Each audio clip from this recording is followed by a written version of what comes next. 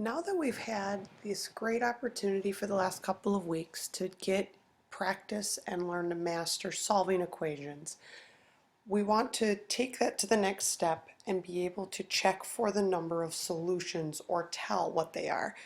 And one of the big focuses today is going to be to focus on our vocabulary terms of identity and consistent.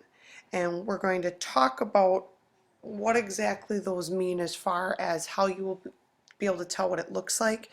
But if you have a system, or not a system, equation that has an inconsistent number of solutions, this means that it has zero solutions, and you will get to see what that looks like in a little bit.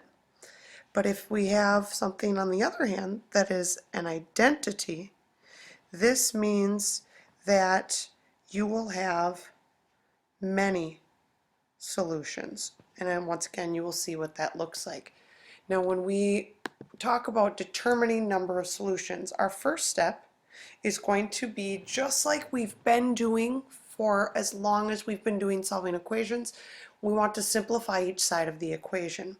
So looking at our first example of 4 times the quantity 3m plus 4 equal to 2 times the quantity 6m plus 8, the first thing we're going to do, because we need to simplify, is using the distributive property. So I'm going to bomb that 4 out on the left, which 4 times 3m is 12m, and 4 times 4 is 16.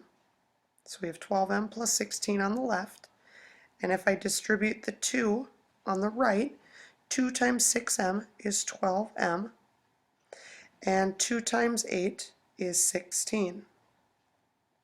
So now my second step is going to be to solve the equation using the golden rule of algebra as usual, which for us in this case, since we have variables on both sides, will be to get the variables to one side of the equation.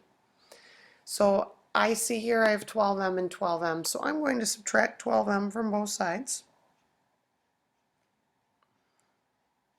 which on the left side, 12m minus 12m cancels, and we're left with 16. And on the other side, 12m minus 12m, that also cancels, once again leaving us also with 16. As you can see, we now have a statement that says 16 equals 16.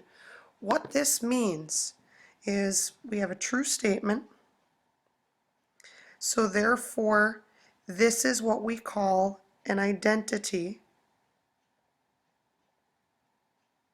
So we would say that we have many solutions. You will also hear the term infinite, so you can also use that phrase as well.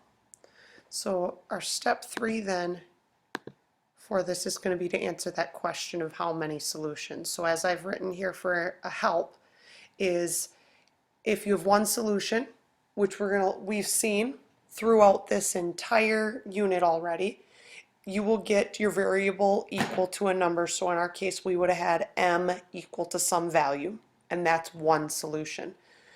If you have 0 solutions, your variables are going to drop out, leaving you with a false statement, which we're going to take a look at some examples like that.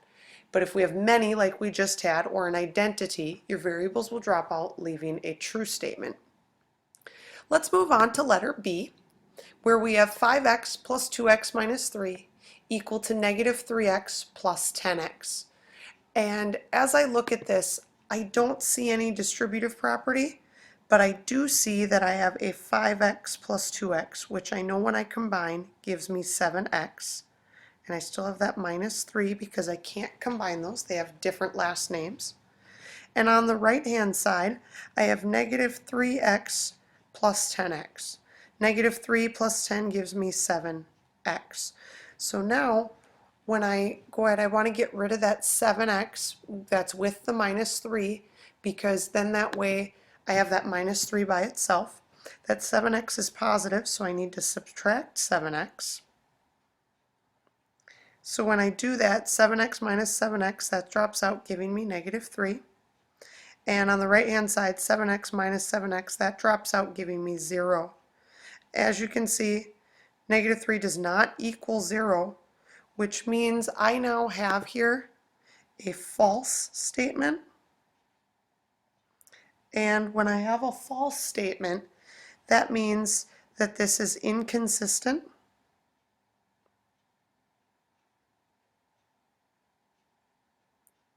And this means I have no solution.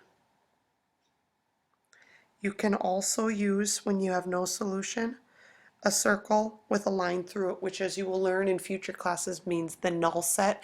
It means there is no solution to what you're dealing with.